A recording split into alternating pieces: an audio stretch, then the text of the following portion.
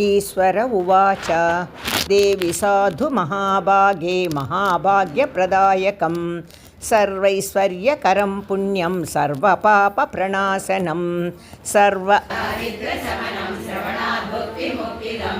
राजवस्यकरं दिव्यं गुह्याकुल्यतमं परं दुर्लभं सर्वदेवानां चतुष्षष्टिकलास्पदं पद्मादीनां वरान्तानां निधीनां नित्यदायकं समस्तदेव संसेव्य मणिमाद्यष्टसिद्धिदं किमत्र बहुनोक्तेन देवी प्रत्यक्षदायकं तव प्रीत्या वक्ष्यामि समाहितमनाशृणु अस्य श्रीलक्ष्मी अष्टोत्तरशतनामस्तोत्रमहामन्त्रस्य महालक्ष्मीस्तु देवता क्लीं बीजं भुवनेश्वरी शक्तिः श्रीमहालक्ष्मी प्रसादसिद्ध्यर्थे जपे विनियोगः ध्यानं